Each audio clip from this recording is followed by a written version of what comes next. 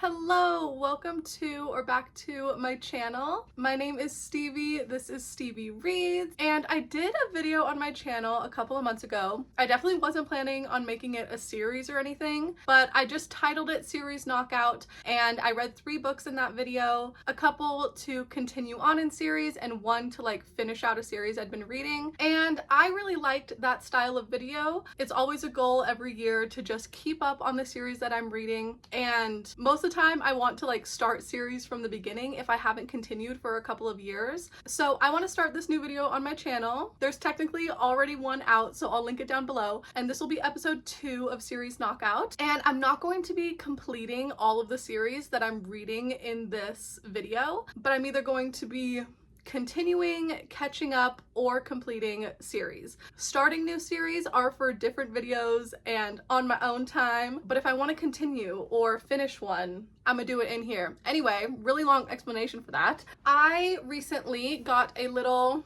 notebook from Marshall's. How cute is this? And I'm making this my series journal. So I wrote down all the series that I'm in the middle of, highlighted if I read any of the books, and I'm just gonna pick 3 books from here to read. I've already picked them. Let's go over to the shelves. So I started this series last month. Today is February 1st, so I'm repping the pink Happy Valentine's Month, but I've only had 1 5-star book this year. I mean, I think I've only read 10 or 11 books, so that's not crazy, but I didn't vlog the experience or mention it in any video. But in January, I listened to the audiobook for Beartown by Frederick Bachman. I've always wanted to read this series in the winter because we're set in a hockey town. The population is tiny. Hockey is their #1 thing. Yeah, it's just giving snowy small town. So I read this in January. It is amazing. I completely understand the hype. And yeah, it's been my only 5-star this year. So I have the 2nd and the 3rd in the series, and I just want to continue it.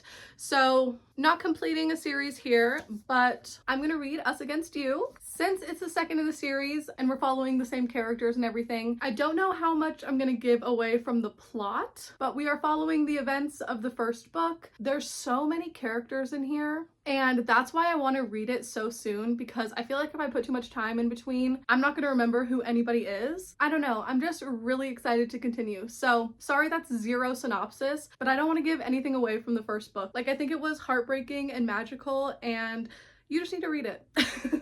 And then let's get a little bit closer. Okay. On our romance shelf, I have a ridiculously huge collection of Anna Huang books. I've completed the Twisted series. This is called the If Love. Haven't started this, but I've read the first 2 books in the Kings of Sin series. King of Wrath, I gave 4 stars, I really liked. And then King of Pride, I read in the first series knockout video. I gave this one 2 stars, and I kept it because this series has, like, you know, the numbers on the spine, and so I didn't know if it would look weird to not have book 2, but since I've read it, I just know that I would absolutely never reread. Yeah, I kept it for the aesthetics, but I think I'm actually going to put it in my unhaul pile and get rid of it. I just don't want any 2 stars on my shelf. So anyway, I am still excited to continue in the series. With these interconnected romance series, you can read one book and not like it, but still love another one. Different couples every time, and I do know I like Anna Huang. So anyway, all that to say is I'm gonna read the 3rd book. Since there's 7 deadly sins, I think there's gonna be 7 books total in the series, but so far only 4 have come out, so this isn't even catching up. This is just continuing in this Kings of Sin series. So for this one, this couple, it's a second chance romance between a married couple, but the wife left him and now he's trying to win her back. Okay. And it says he is the king of Wall Street. So I bet they're getting a divorce because he didn't pay attention to her. Just a guess, but that's what I'm thinking. Okay, cool. I don't always love the second chance romance trope because I'm like, well, why didn't it work out in the first place? But I'm intrigued. And after the last one put a bad taste in my mouth, I just want to read a good Anna Huang, you know? So those are the first 2 books. And then I'm going to sit on the floor, so. Okay, not the best angle. we have another repeat from the last episode too, because this, I'm going to finally finish the series and read Spy Family Volume 10. This is a manga series I've been reading for years, and the 10th one isn't actually the last volume. I think there's like 12 out at this point, but I've decided it's going to be my last volume. The only 5 stars that I had in the whole series was the first one. The first one was so good, loved this. Volumes 2 through 9 have been 3 and 4 stars, which are not bad. Like, they're never under a 3, so it's a good time. Mangas are always just nice, quick, easy reads, but I'm also not having the funnest time with the series. Like, I want to keep them, they've been fun, but I'm just going to pretend number 10 is the end of the series. So for me personally, I am going to be completing the series. Okay, but this is the TBR. Got a dramatic contemporary literary fiction, a very dramatic contemporary romance, I'm sure, and then a silly goofy manga. Although this cover isn't really giving silly goofy, that's really sad. We're seeing the main character, Twilight, as a kid.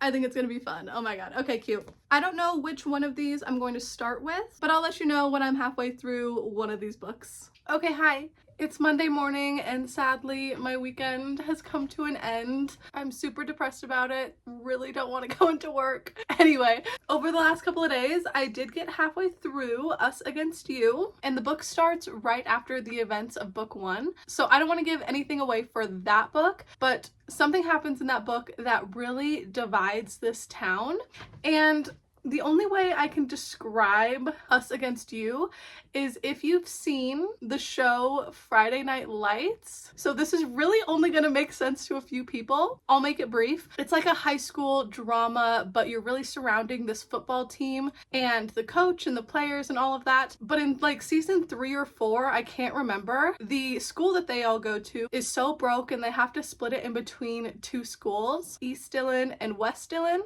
The football team gets split apart and the 2 schools kind of become rivals. The football games where they play against each other are crazy, and the exact same thing is happening in Us Against You. In the first one, Beartown, people's opinions are very divisive on what happened. There's a town really close to Beartown called Head, H-E-D, and half of the ice hockey team has moved to Head and started a team there, and now they are Beartown's like biggest rivals. And Beartown has brought in a new coach. She's a female coach and she gives 0 fucks. I can't even remember her name, but she's an absolute queen and does not let these teenage boys walk all over her. So yeah, that is my synopsis, trying not to give anything away, but I feel the tension brewing between these 2 hockey teams, and I really want this book to end with like an epic game of hockey, even though I don't care about hockey at all. I just want to see that game happen. But yeah, going to head into work now, and I don't know how long it's going to take me to read the second half, but I do feel very into the story. I started off the video here just because this book was calling to me, so yeah, happy that I'm enjoying it. And then I think I'm gonna do Spy Family next as a little palette cleanser in between the 2 books. So I don't know if I'm going to start this before I finish this. Good morning. It is Wednesday morning right now. Too dark to sit in front of the window this morning, but my Little Women video just went live, so that is exciting. And I also listened to the last of the audiobook for Us Against You this morning when I was getting ready, so I just barely finished this, and I'm going to land on a 4 star for my rating. Sadly, it didn't get a 5 like the first in the series, but I still really like the story. Bachman really has a way of making you care about these characters and making them feel so real, which is so surprising because of all the characters, you know, we're the perspective of teenage boys and girls, but also adult men and women, and he writes all of them so well. So yeah, he's a very talented author, very gorgeous writing, and there was a hockey game between the 2 rivaling towns at the end of the book like I wanted, but it was in a different tone. It wasn't, again, I don't want to spoil anything, but it was a more respectful game than you would think from the beginning of the story. So yeah, first book of the video done. 4 stars, and I do want to read the winners soon as well. I placed a hold for the audiobook through my library, and it does say it's going to be a couple months out, so I'll get to the 3rd book when I have time. But yeah, really happy I continued in this so quickly after Beartown, and yeah, really strong 4. And then last night I also started Spy Family. I think I'm a little less than halfway through, but I just wanted to stop at like the end of that chapter. So a little over halfway to go, but the first half we are in the main character Twilight, or I guess his like spy name is Lloyd. We're in his head in a dream and he's remembering his childhood, which was really sad and depressing and bleak. But it's nice to get some backstory and learn about like Lloyd's lore. So my goal is I'm gonna try to finish this tonight when I get home. Such a quick read since it's a manga. And then also today I want to get started on King of Greed. Oh, and I realized that I never read the first line with you for Us Against You or Spy Family, but I mean, reading the first line of like a second book, is it a spoiler? Let's see if it is. Oh, it's not. Okay, chapter 1. Have you ever seen a town fall? Ours did.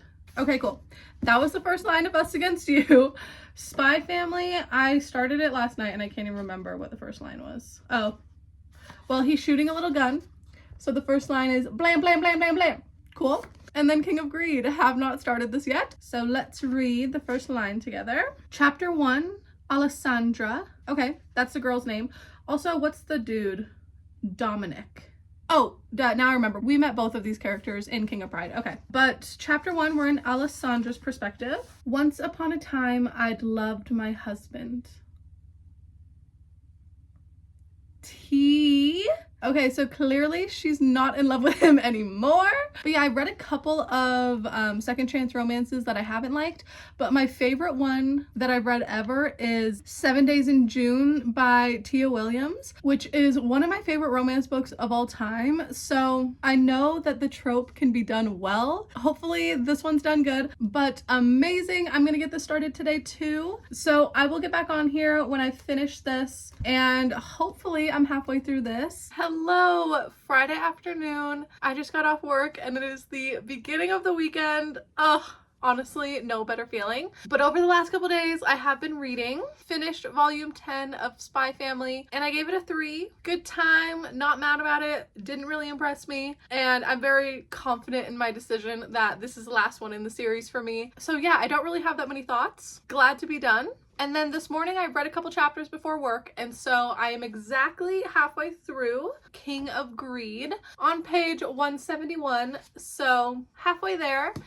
And I like how it's doing the second chance romance because we're seeing little parts of, you know, 10 years ago when they first got married and early newlywed life and everything. But we're not spending too much time in the past. Like, it's not even a whole chapter when we go back in time. It's always only like a page or 2 within the chapters, you know, and they just put the past scenes like in italics. So yeah, I like how it's doing that because, you know, either of the characters will be going about their day and then something will remind them of their partner. Then it'll like flash back to, you know, 10, 11 years ago because they met 11 years ago in college. She was his tutor. So it's giving Nayli vibes from One Tree Hill, just in the fact that their relationship started when she was helping him with his classes, and then he passes the test he needed to pass or whatever it was, and he realized that he wants to keep hanging out with her and asks her on a date, and they're only together for a year before they get married, and then it's their 10-year anniversary. She has planned like a trip, and once again he is stuck at the office, and like that's the final straw for her because she's like, this is our 10-year anniversary, like if you can't make time for this night, like it's never gonna happen. And yeah, that is the reason that she ends up leaving is, you know, she met him when he was in college and he had no money, and he's really made a name for himself, and for a couple of years she's held her tongue and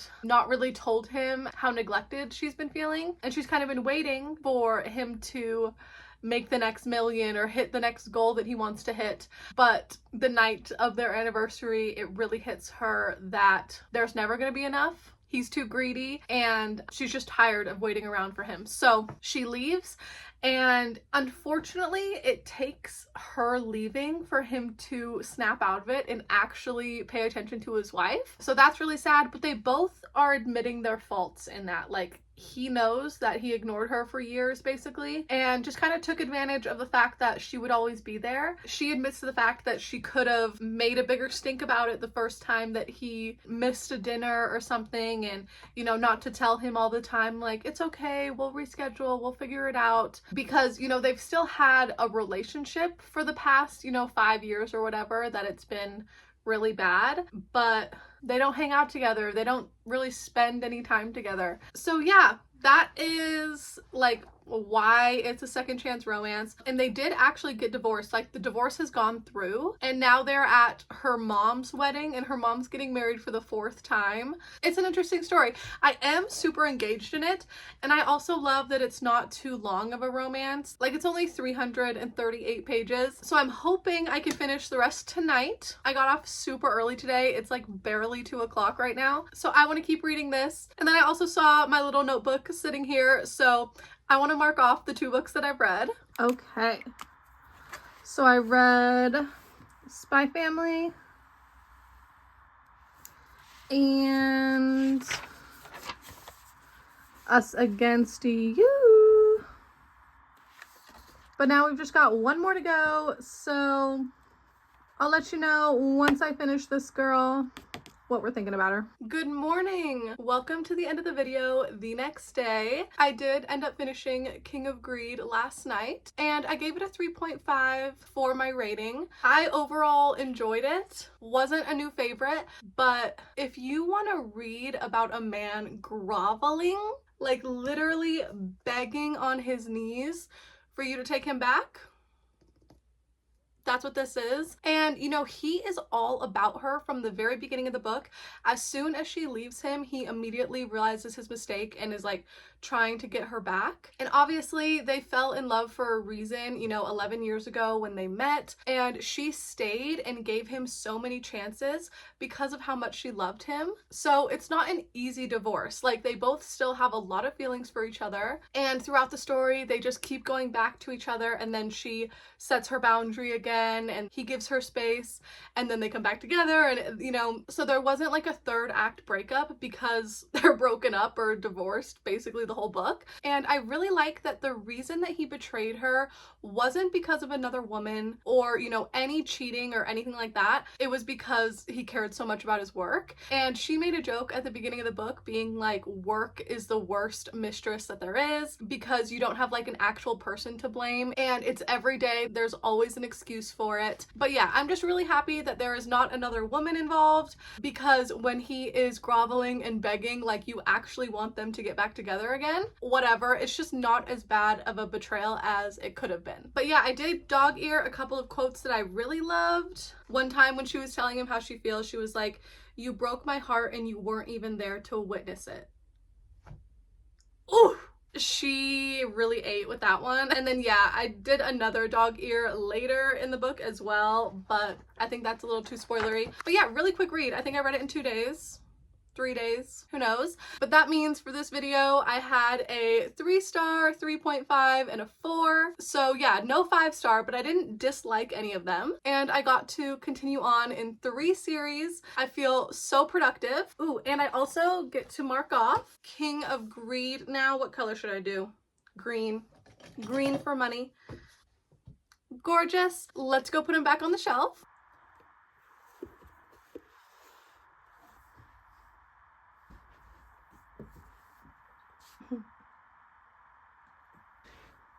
Let me know if it's weird that I'm missing book 2, but gotta get a little step stool, and you are at an angle. Cute. But if you made it all the way to the end of the video, thank you so much for watching. After I finish this clip, I am literally immediately starting my video for next week. So sneak peek of what's to come. But yeah, all my socials are linked down below like always. And I'll see you for my next one very, very soon. Bye!